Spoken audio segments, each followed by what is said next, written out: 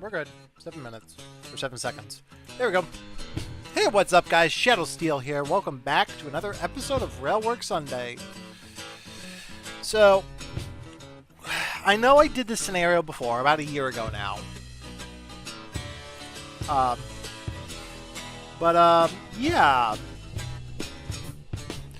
I completely lost the footage for part 2. So, what we're going to do, we're going to replay the scenario from the ground up. And, yeah, hope for the best. Release the locomotive. So, yeah, I talked about a little bit about the Rio Grande on the last episode. And, what we're going to do is we're going to talk a little bit about the Rio Grande Southern, the problem child of the Rio Grande network, I guess you could say. Make sure we're lined up here. There we go, we're lined. Okay, that was close. No, reduce spread. There we go. But yeah, the Rio Grande Southern formed. I don't know the exact history of it, to be fair. Fun fact, as I'm recording this video, the Colorado Railroad Museum, where one of the Rio Grande Southern locomotives is preserved, Rio Grande Southern T19 number 20,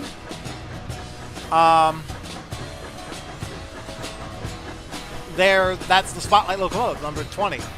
And the Rio Grande Southern had a unique history, to say the least.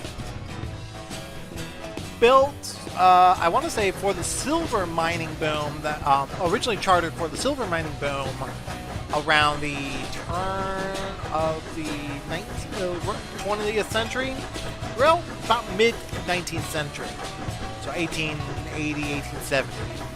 The railroad was very problematic from the very beginning. Oh, right. I gotta set the sanders on. It does not like it when I do not run sand. There we go. We're good now. We're picking up speed.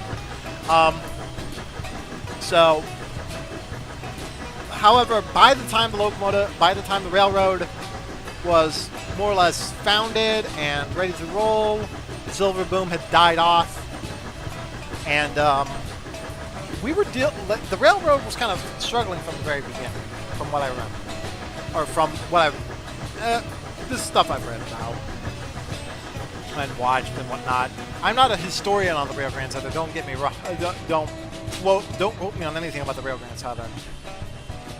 But the Rio Grande Southern didn't really have a lot of their own equipment. All of their equipment was secondhand, including the K27s and, of course, the T19s, number 20. In fact, number 20 came from another railroad, the Florence and Cripple Creek. And the only reason many of these locomotives, like the number 20 and the geese, or the motors, the Rio Grande Southern motors, were saved, were because of the U.S. government. Around the time of World War, right around the early 1940s, it was discovered that yellow cake uranium was found in the mines, in the hills around the Rio Grande Southern's territory. And as such, because we were racing against the Germans during World War II to build a nuclear bomb, and that's a lot of people don't remember that, but it was actually Albert Einstein during the 1930s that warned Franklin Delano Roosevelt that the Germans were trying to essentially create an atomic bomb. And it was thanks to Albert Einstein and his kind of leadership, because he saw what was going on in Europe. He knew what was going on in Europe, and that things were going to go bad pretty quickly. And so when World War II broke out in 1939, he was quick to jump on the idea of, let's probably do this weapon as a last resort type situation, but also make sure that things are basically not just destroy us in the process. Well, in the process of building or getting the research done for the atomic bomb, it was discovered that yellow cake uranium was around the areas where the Rio Grande Southern was operating. At the time, the Rio Grande Southern was on the verge of basically calling it quits.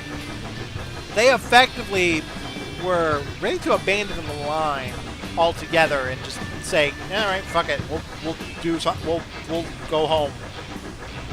And the Rio Grande, but when by I think it was 1942, 1943. The U.S. military basically came up to the Rio Grande Southern management and said, "Hey, you work for us now. You have something we want. We are gonna basically use you to hell, use your equipment to hell, and hope to God that you keep running."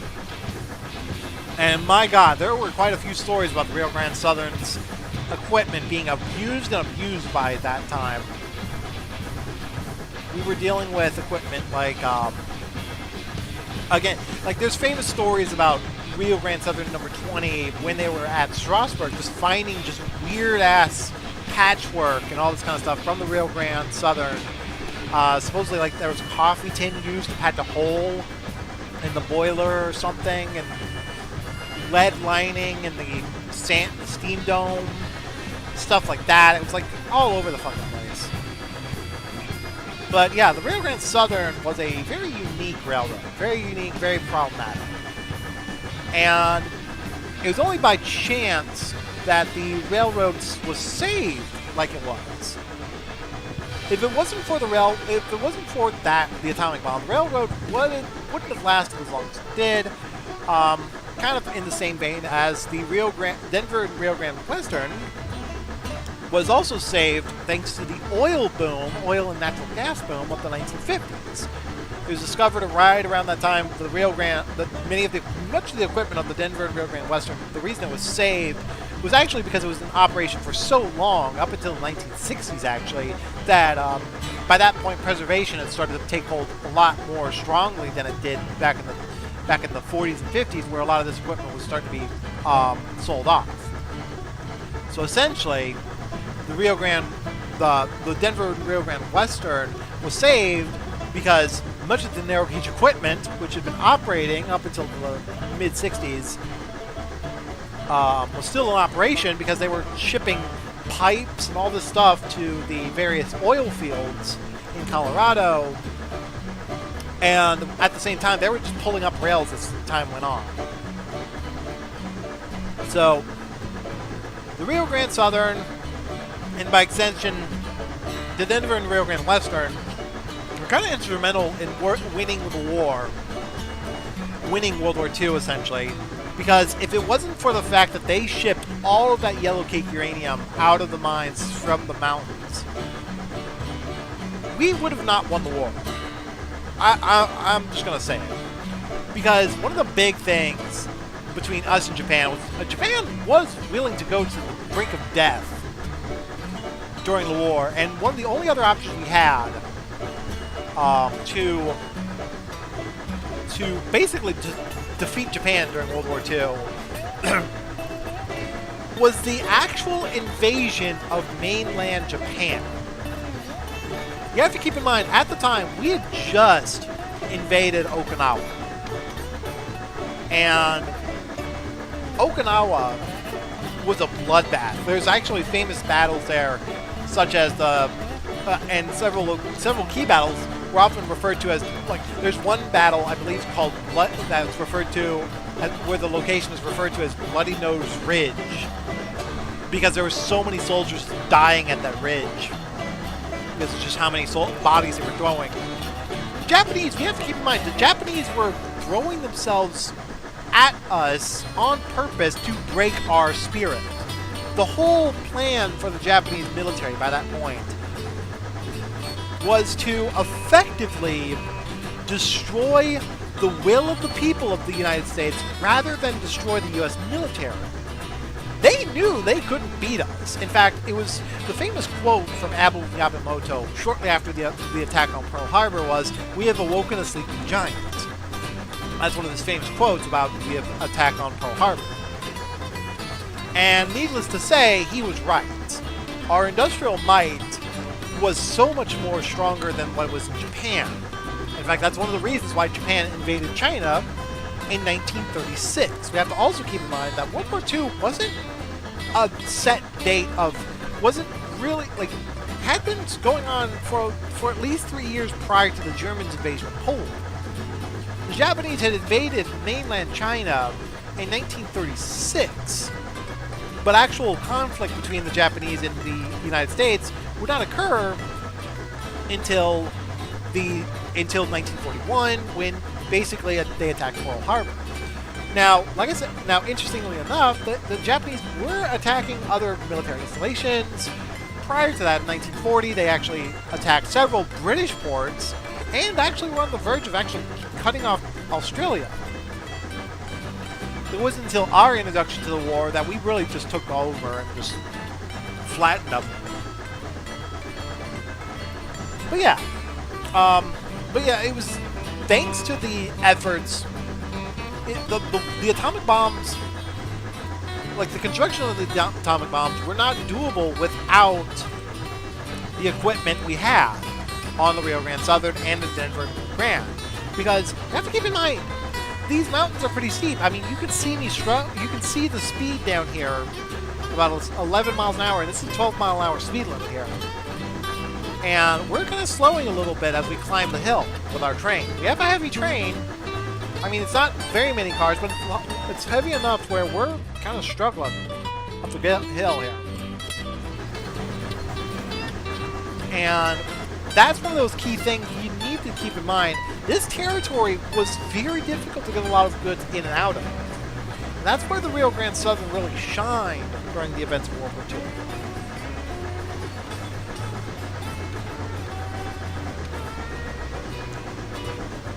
Now, of course, by this point, the Rio Grande Southern was, again, like they didn't have a lot of equipment left. Their equipment was, I mean, most of their passenger equipment was gone by this point. They had to actually lease equipment from the Denver and Rio Grande Western. I mean, that's actually one of the reasons why the lettering on the side of the cab here says Denver and Rio Grande Western rather than Rio Grande Southern. Because essentially the Rio Grande Southern, while they did have a few K-27s, again, like a lot of their equipment was second-hand. They didn't really have much of their own equipment anymore. And a lot of the equipment was just struggling throughout the years. Water, I believe my water's at 80. Okay, it was at 80. So the idea, like, and the Rio Grande Southern, beautiful alignment. You can actually walk, I think you can walk along the Rio Grande Southern alignment to this day. There are areas of the Rio Grande Southern that are still basically out there that you can find. There's some videos out there kind of showing off the alignment to this day. And like I said, there's a handful of equipment from the Rio Grande Southern, including all 7 geese, or motors, as they were properly called by the Rio Grande Southern. With number 7, Goose being the proper... so that's another thing about the Rio Grande Southern. The motors, or the galloping geese, as they were called by rail fans, the galloping geese were not actually the name of those little vehicles. They were officially termed motors by the Rio Grande Southern. The term galloping geese was only coined for the ones that were used in tourist operations by the later half of the decade, the 1940s and 50s, or 1930s and 40s. It was basically something that the Rio Grande Southern used them as regular operation locomotives. They just needed an interesting name to kind of show off these pieces of equipment. We're going to keep going up the hill here. We're trying to make our way up the hill.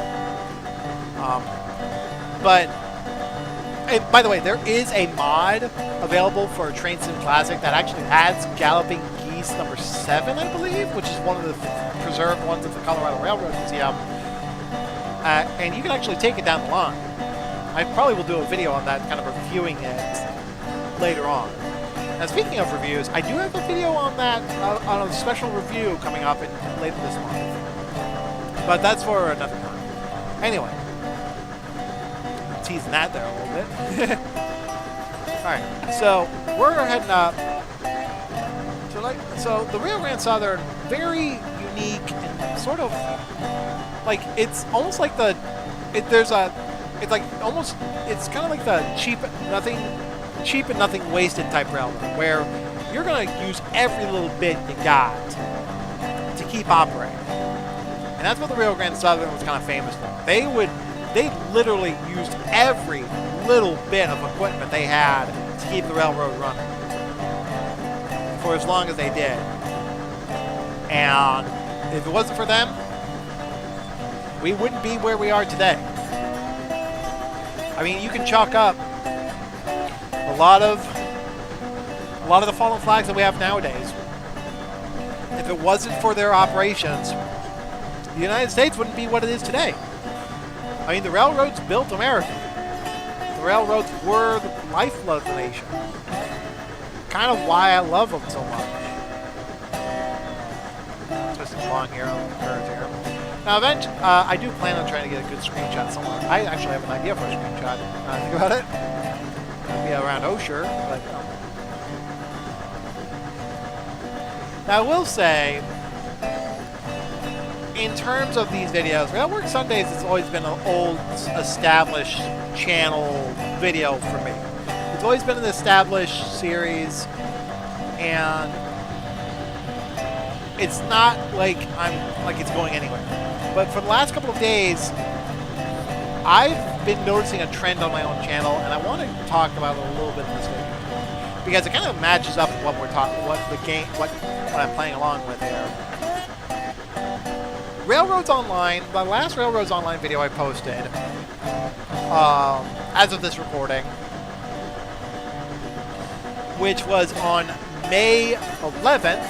Keep that in mind. This is being recorded on May 13th, so keep that in your heads there.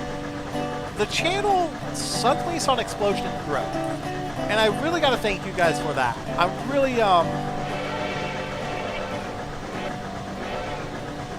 really do appreciate you guys taking the time, checking out the videos, taking a look at what I've got going on.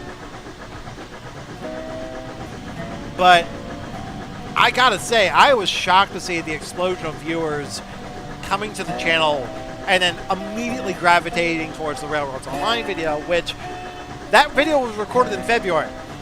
That video is like over, by the time of this video's release, was like, I want to say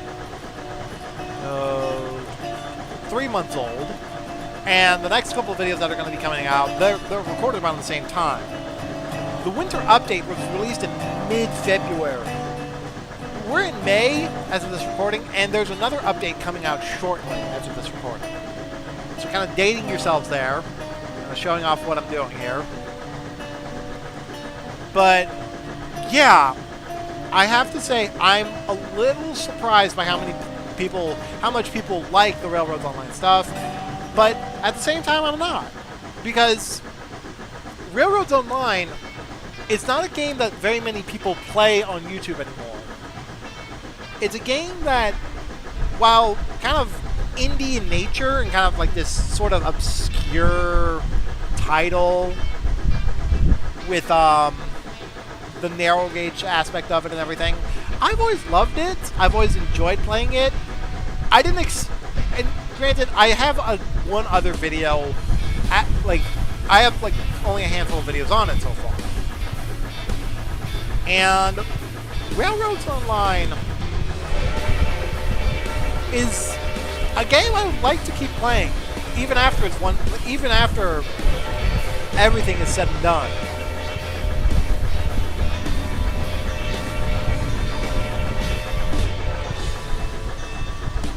But nonetheless, we're dealing with, I mean, the content, like, when I started Railroads Online, the Railroads Online Let's Plays and stuff like that, it was to kind of fill a niche by one of my favorite creators that I still watch to this day.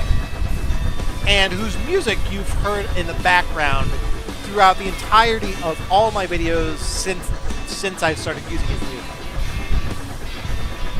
Heist was kind of like an inspiration in the way to kind of show off, would kind of play these games that I enjoy, and kind of show off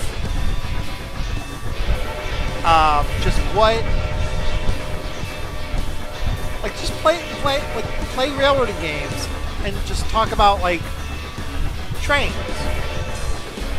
I've never been sort of a historical guy. I've never really had I've never really like thought about doing historical content in terms of like talking about the history and stuff. But lately, there's been a project that I want to do in my head, like that I've wanted to start up a little bit lately, and it's something I've been passionate about for a long time. And that's the history of the Frisco Railroad. I know it's not much, like, I know we're kind of off topic here with the Denver and Rio Grande Western and the Rio Grande Southern, but the Frisco Railroad and the history behind it, I really want to go through and actually talk about the railroad, the kind of the history and all this kind of stuff. Because it's such a cool railroad. It's a hometown railroad for me. It's something that I've always loved. Grew up with one of the locomotives here in my city. And I was actually, like, that was one of the reasons I was inspired to make that was one, like, trains and railroading. That locomotive got me into trains and railroading. And I want to go through and actively go and talk a little bit about the railroad's history. Going so far as to maybe interview people that actually worked on some of the locomotives, or historians that have actively like been like researching this. Maybe someday I'll do that. But again, that would be a big project, and I really want to do something about, like, really want to talk about it, like, do the research, all this kind of stuff. Heist has kind of pivoted his channel over the years to kind of do a similar thing, where he goes into the more historical side of things, but yet still has fun and kind of jokes around with his audience and whatnot. And that, to me, is the real, like, cool aspect of his channel, where he can go onto the historical side of things. He can joke about a locomotive getting stuck in the snow for over 30 days or whatnot, where it was buried under 12 feet of snow, and ends up, like, the crew having to walk with skis down to another station and whatnot. Like, that's kind of the stuff I want to talk, like, kind of the way I want to kind of present this stuff now. Now, of course, I would do it in my own flair, and kind of have my own little spin on it. But again, it's one of those situations where, at the end of the day, I really want to try and evolve this channel. I mean, we have to keep in mind, Virtual Railfan Productions, as it stands right now, it's a Let's Play channel through and through. I'm not gonna disregard that. But there's also going to be some content over the next couple of years where it's kind of going to be a little bit more interesting. Where we're going to talk a little bit about these more detail-oriented things and talk a bit more history and stuff like that.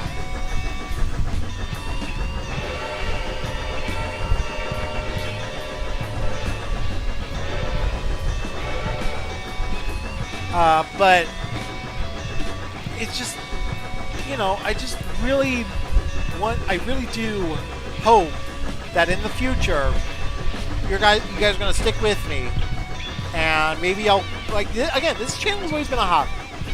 I do these videos on my own free time. I have a job. I actually have a life outside of this. That's actually one of the reasons why, for about a year, I was not posting content on my channel. Like, public content, that is.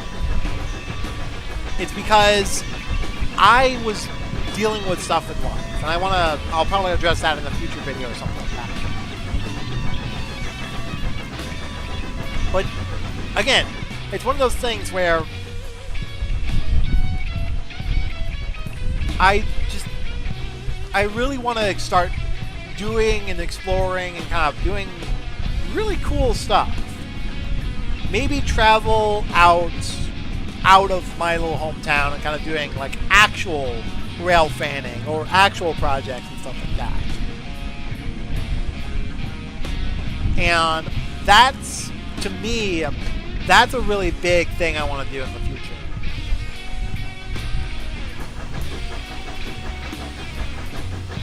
So, who knows? Maybe, like, again, we're gonna be the channels and stuff. My interests are always evolving.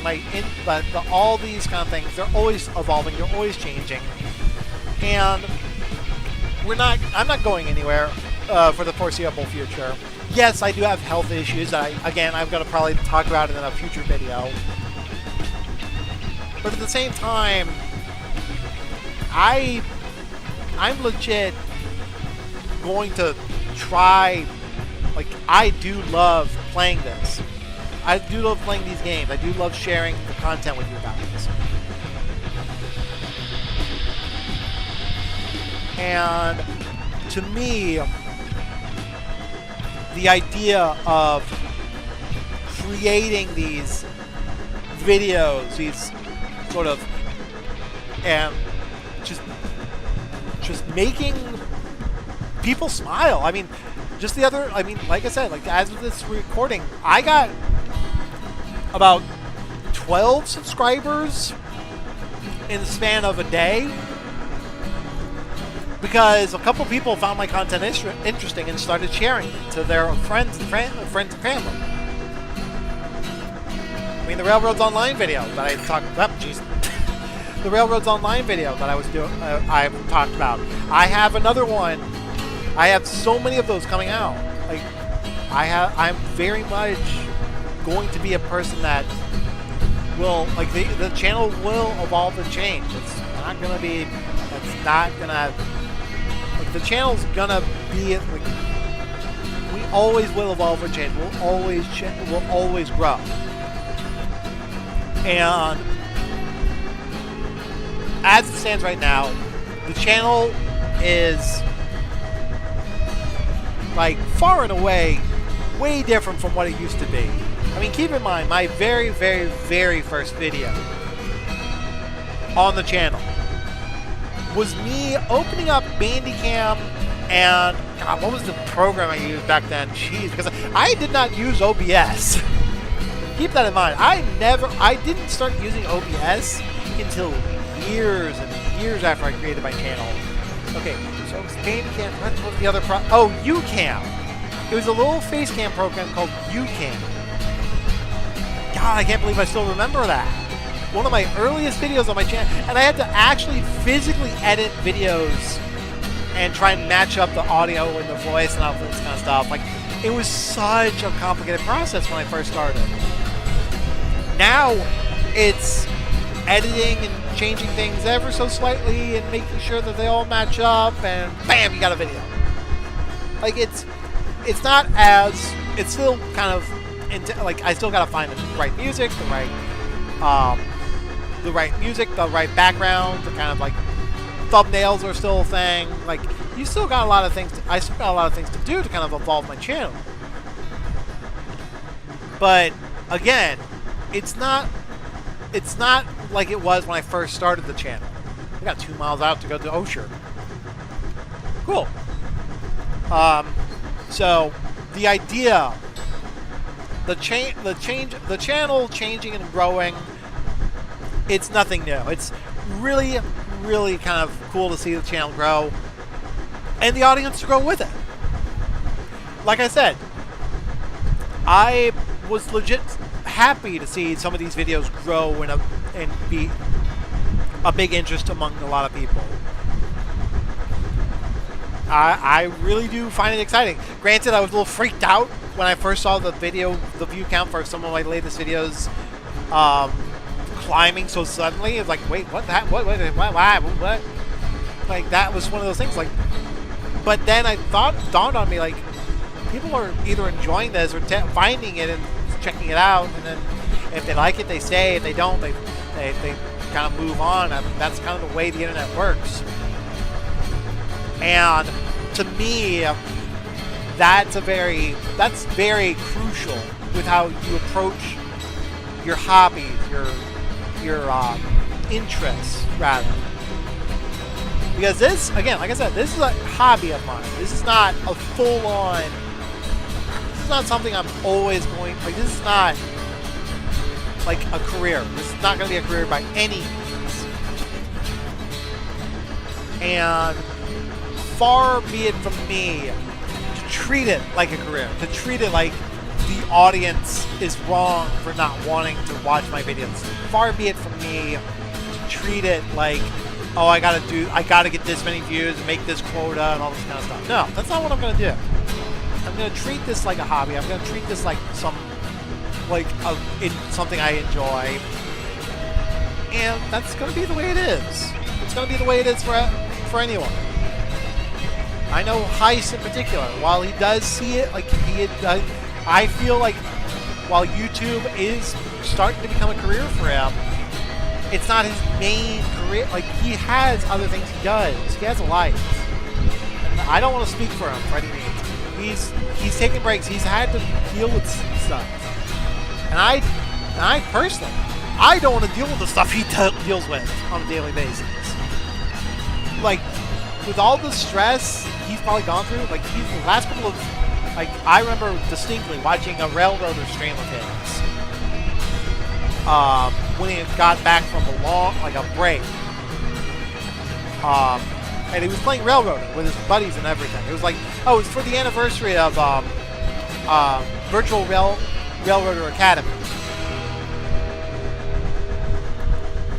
And right in the middle of it, like right at like the 50-minute mark, you could see that he was starting to become more and more frustrated. And suddenly, he like shuts down the stream after one of his cars just derails in the middle of the train. And and it then dawned on me, no, he did not, like, at first I thought his internet died because he had internet issues with just moments earlier. But then it dawned on me, wait a minute, that was like, he probably cut the stream off because he was frustrated. And when I went to his I'm on his Discord, and I'm like, and I basically said, you did the right thing for kind of ending the stream. Like, you did the right thing for walking away. I don't want you to be upset. I don't want you to be frustrated. So on and so forth. And I stand by that. I'm not going to go and say, hey, you need to keep streaming. That this is like this is something I enjoy and something like that. No, that's not going to be something I do. But yeah, when he's gone through a lot of stress, and I really don't wish anybody to go through so much stress and just having to deal with that kind of stuff day in, day out, to the point where you're quitting streams. Like, you're not wanting to make videos because you're stressed.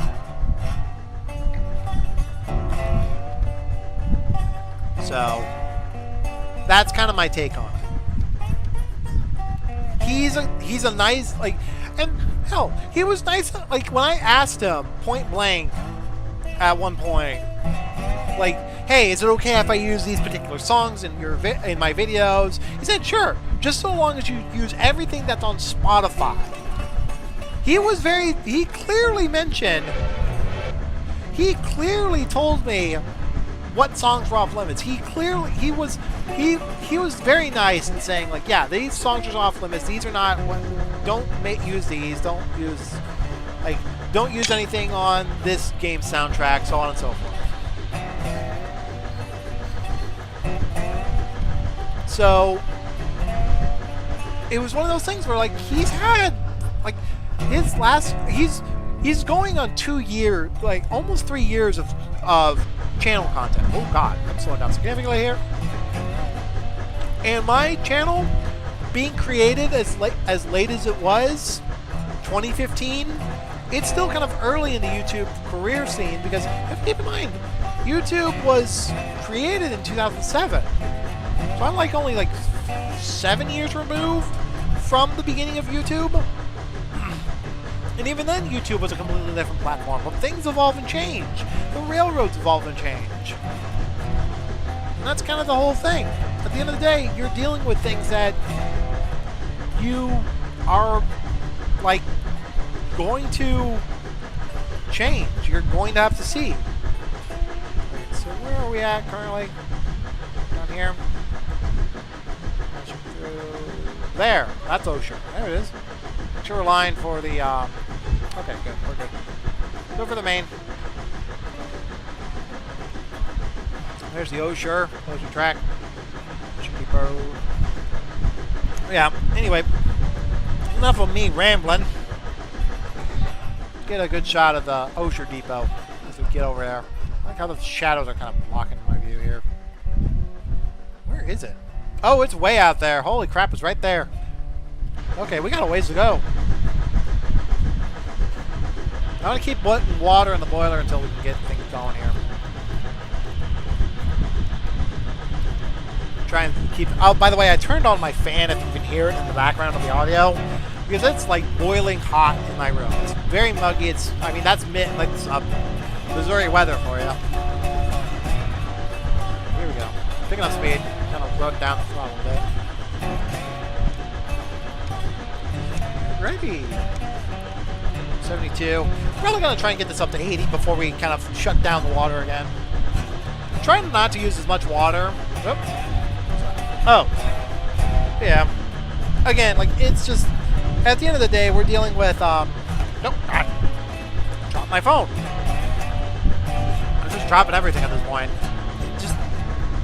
Yeah, things evolve and change, and so the railroads and my channel. So that's kind of long and short there. Enough of that rambling. Alright. Back to the game. Oh, we got another 10-mile-an-hour speed limit coming up here. Oh, yeah, it's for that giant fucking bridge out there. Keep speed up here. So... There's the bridge out there. Yeah, that's the bridge. This is the bridge we're looking at here.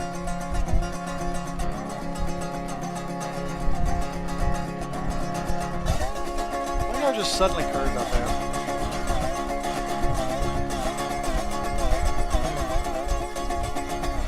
And we are at 74 in terms of the water.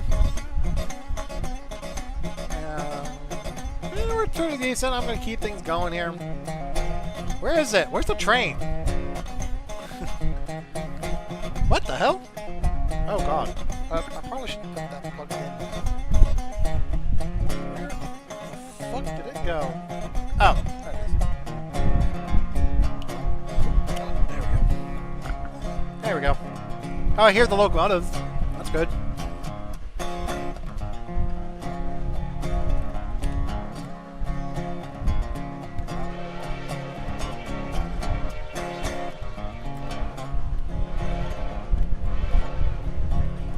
Pick up speed there a little bit. We're at 71? Okay, that's not too bad. Are we wasting away water or are we putting more water in the boiler? I don't know. Now we're picking up speed.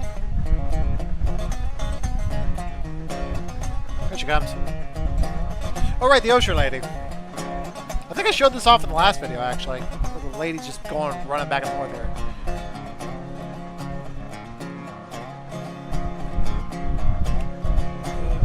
Present? I guess not. Oh, there's cars over there. Oh, she's gone.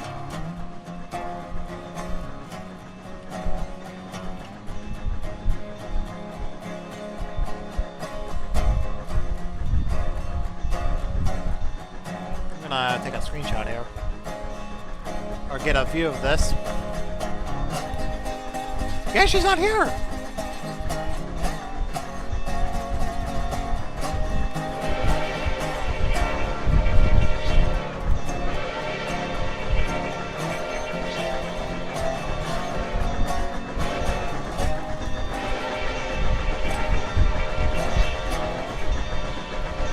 Eh, might as well get another screenshot later.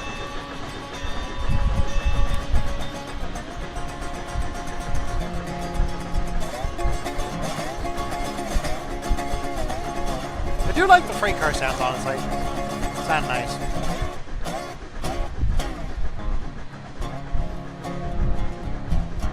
So we're now heading over to get the water.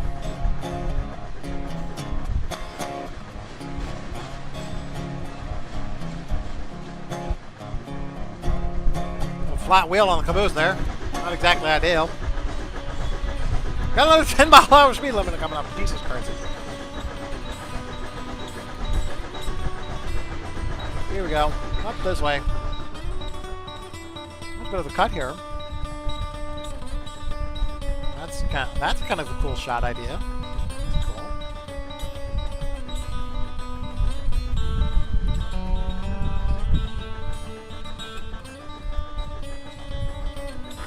Alright. Doing quite well. 71 and the fire is good. Probably wait on that.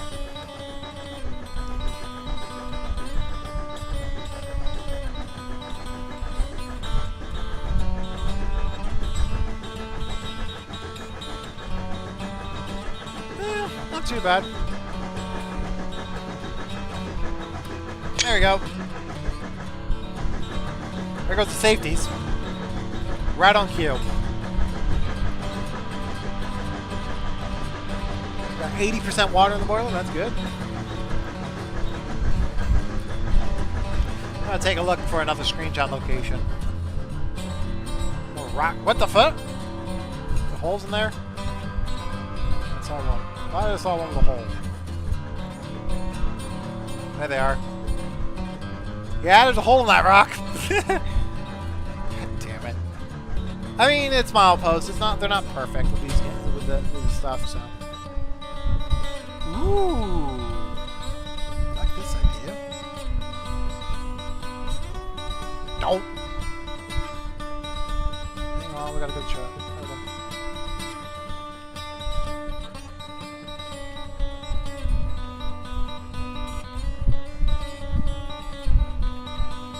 This one.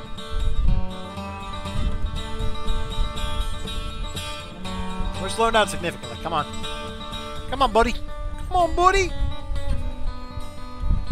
Coming up to the 10-mile here. Oh, fun fact, I learned about this not too long ago, but the K's are actually wider than the cab forward. Fun fact. That's kind of cool.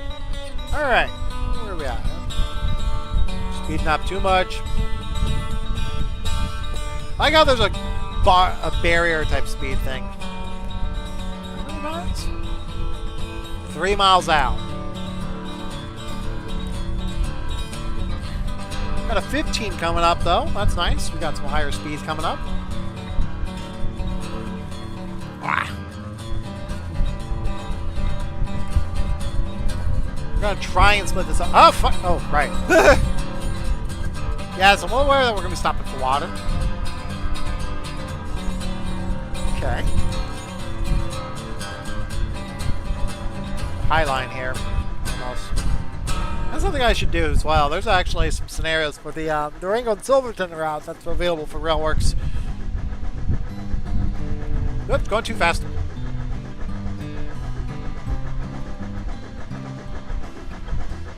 Coming through.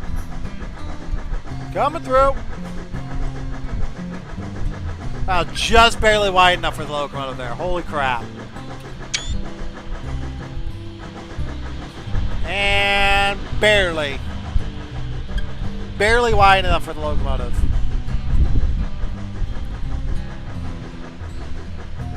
Come on, boy.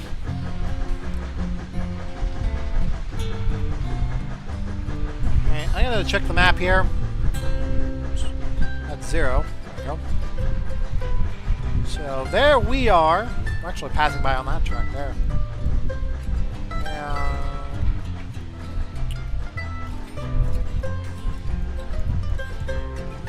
Aha! Here it is. We gotta make sure we're aligned.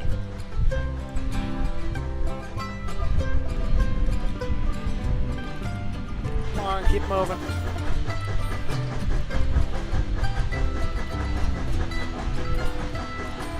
Up the hill.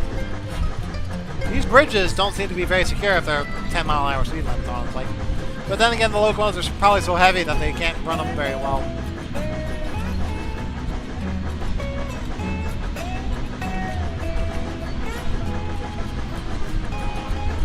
Alright. Come through. Probably through the worst of the bridges now. Supposedly, there's track right... Yeah, there it is, right there. Actually see the track from here. Right back there. Wow. That's quite a climb. Oh, no, that's the track right there. Whoops. I'm looking at the wrong thing. That's the track back there. I see it. Is there a track down there in the valley? Oh. There it is. Holy crap!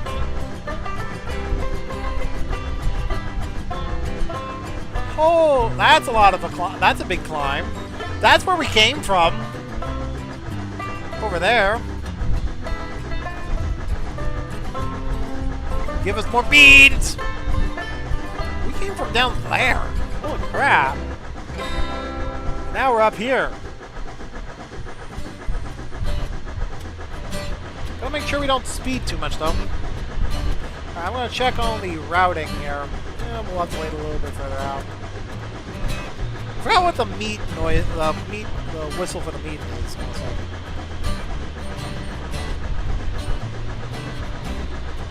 That should be enough water. Go ahead and get some more meat and fire, pull in the hole.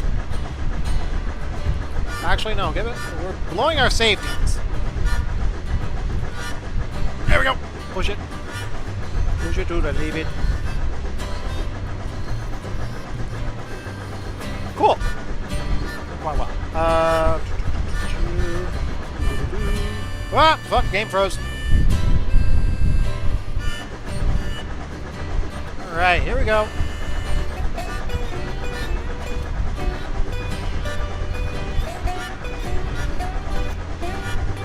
We're at 15 miles an hour.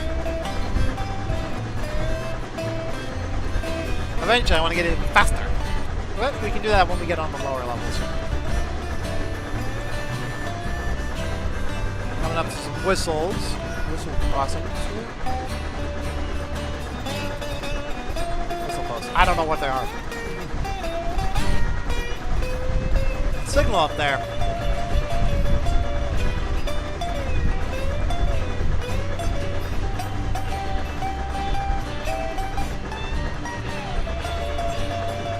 Alright, here we go.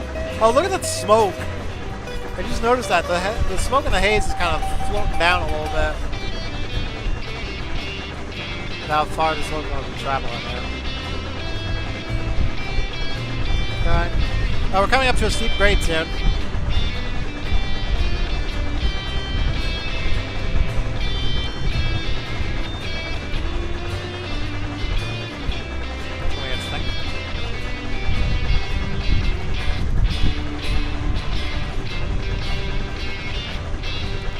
More water in the boiler. Get ready to blow for the crossing here.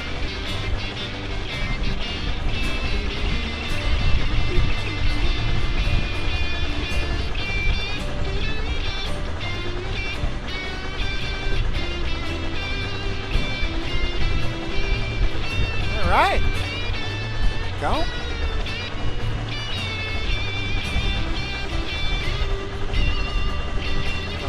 Picking up 2 good speed.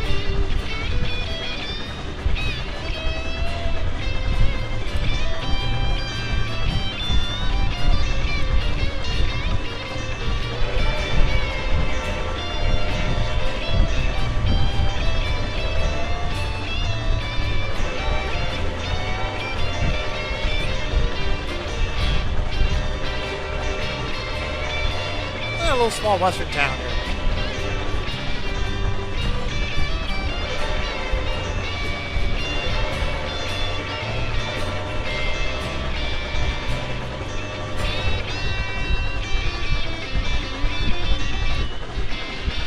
We got here. Where are we at right now? There we are, right down there, and we are line. Doesn't say yet. Keep an eye on that. Oh, we're slowing down again. Full speed.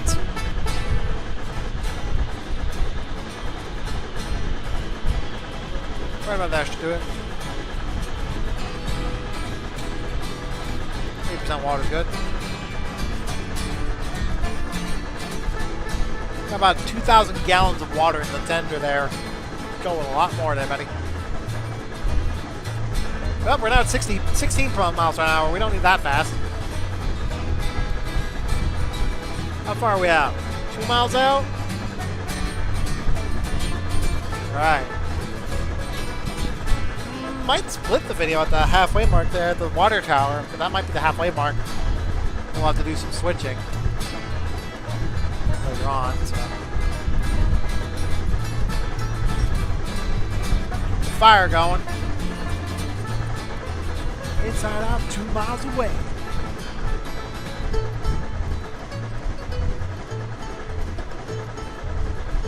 Whew. Oh boy. Climbing the hill here. Water's draining again, but this time we don't need to worry about it too much.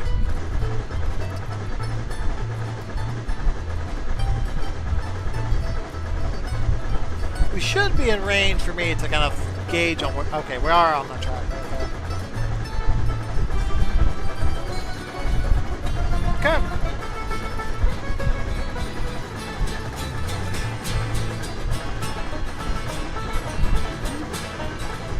Alright, we're doing quite well.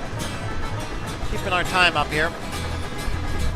We'll need to drop off some cargo at the top of Lizardhead Pass, but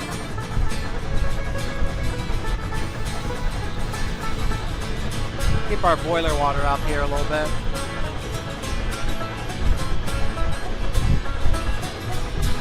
Go. Yeah, we are less than a mile, about less than 2 miles out, so about 1.75 miles. Trying to maintain speed here. We're kind of out of the worst of it now. That's good. Kind of reduce our reverser here. Kind of keep our speed, our boiler pressure up here without draining our boiler here. Well, maybe not that bad. There you go. That'll maintain it.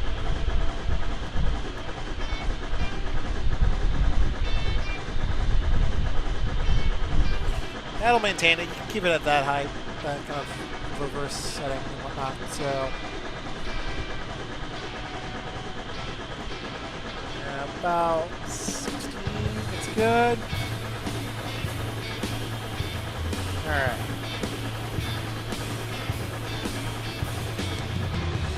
Oh, all right. 15. There we go.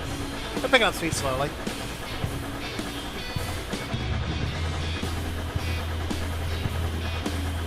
All right, we're 1.5 miles out from our destination, which is that track there. We are right there. Oh, I think that's 1.5 miles direct. I don't think it's actually 1.5 miles via track, so that's gonna be annoying. Oh God. What the hell happened there? Did we level out? We leveled out there a little bit. I don't know the whistle closed.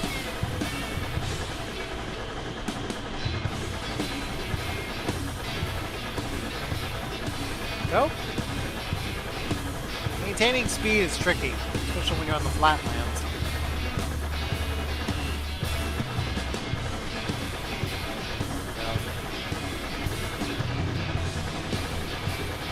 No. We don't want to going too fast. Okay, we're 1.25 miles.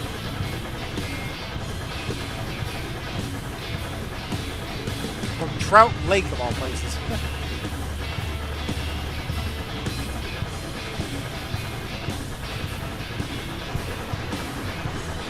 The car's rattling around behind me. So, That's pretty cool, I gotta admit. I'm very happy with how this is turning out.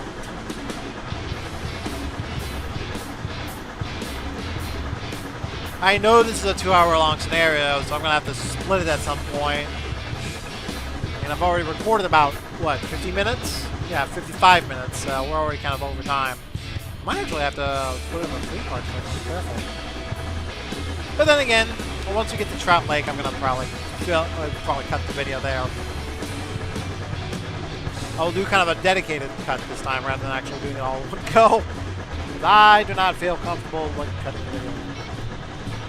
Where is it? Where's this? Where the fuck? What the hell? Oh, okay.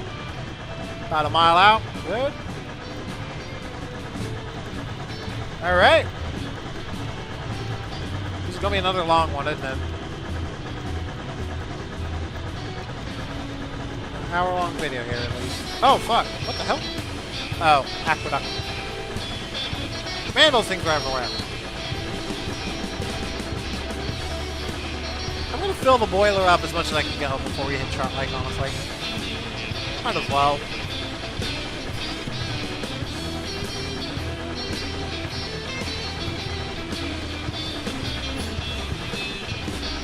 Let's speed up a little bit. Oh god, there goes the dog. Okay.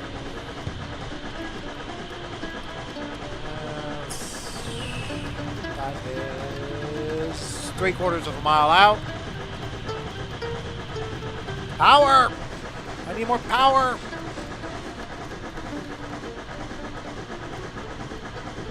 Alright.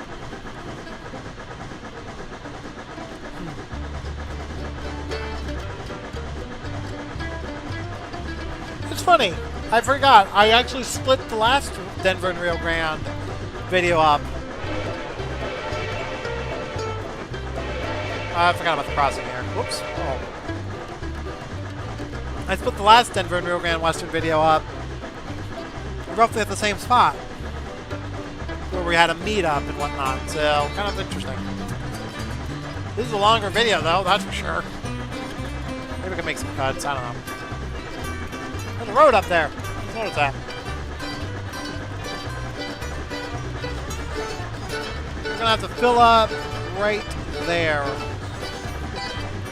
There's a signal out there kind of showing us where we're stopping. So. There's our meetup.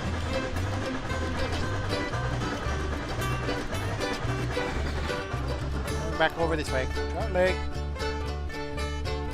I'm probably going to do this off camera. Okay, he's waiting for me.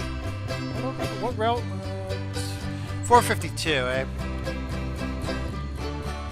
Alright. We're lined for this, right? Yes, we're lined. Why am I going so fast? Let's cut it off. Shut the damn throttle off. There we are.